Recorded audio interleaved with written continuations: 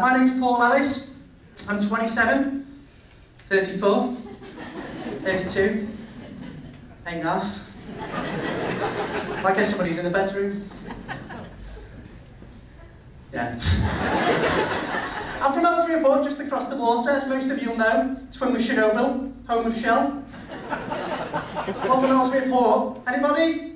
Yay! I'm glad you come.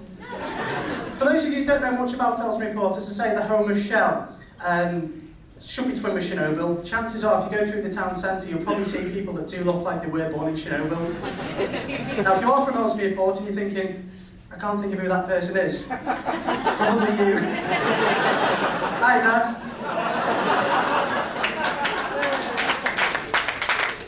Charity, eh? I've had some bad experiences with charity. The first one, more recently, was I was pulled in at the last minute doing a favour for a mate.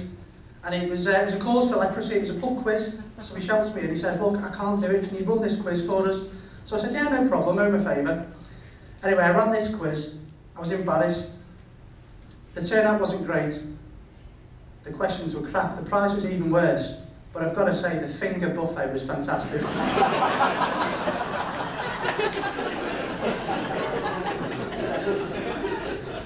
I was at home the other day, and I had a knock on the door. It was about 5:30. Yeah, when you get in from work and you think, just trying to get in, settle in, see what's on telly, getting your casual clothes and pyjamas maybe, and away you go.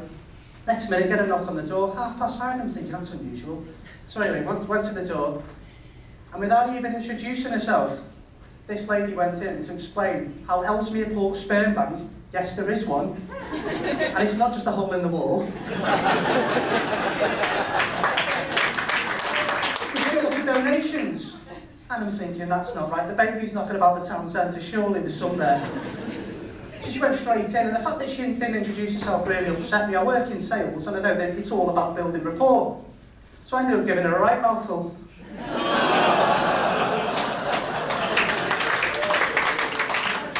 She got quite emotional herself. I suppose you could say she left with a bit of a lump in her throat. The other occasion was when I was walking through the town centre, and you get these little girls coming out and saying, can you donate whatever you can afford for a monthly fee, and you'll be helping all of these people.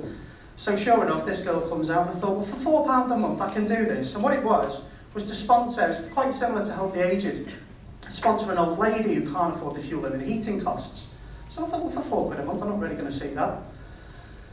So anyway, thought nothing about it, signed away, £4 a month, get in. 2 weeks after, I get a letter from this little old lady. There she is, in front of the fire, 3 bars. Frail little thing she was. Oh, fantastic, Paul, thank you very much for your sponsorship. You're making my life such an easier place to live. I'm really, really, really grateful. So again, I thought that was a nice little touch in the bin. 4 weeks after that, I get a picture from the same woman, kneeling, as if you hadn't guessed. She had been in a car accident. A beach is the backdrop, perm a tan, and I swear to God she had a tighter perm and thicker moustache than Lionel Richie. Needless to say, I cancelled my membership. But obviously Clare House are children's charities, you all know, so thank you very much for obviously offering your support tonight. But one of my other favourite charities is Children in Need. But you'd have thought, after 30 years of it going since 1980 and raising £500 million, that a sorted Pudsy's eye out. If that bastard could talk, you can just see him, can't you? They're all pointing to the number. Pudsy's there.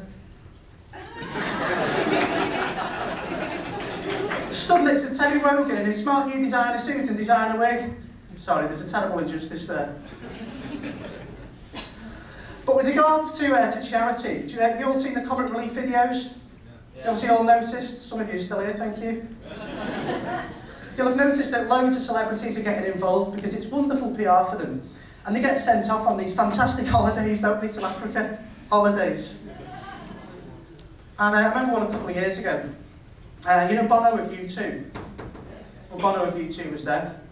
I thought U2 were more popular than that, to be honest with you. But there you go. So So Bono turns up in this village called Lesotho. A few nodding heads. Yeah, it's in Lesotho. And basically, he runs through this village, and they've suffered a terrible ordeal. There's been crime and all sorts of violence, and people have got ill and various different diseases. And Bono's walking through this village with a particular family, and they have to make a 6-mile round trip per day just to get 10 litres of water, and that's still not enough to survive. So Bono turns up at this village, and really telling a story. This is what happened. I borrowed these off that granny. So Bono walks up to the camera, really telling a story. Gets a small African boy, just there. And he tells his story. This is what he says.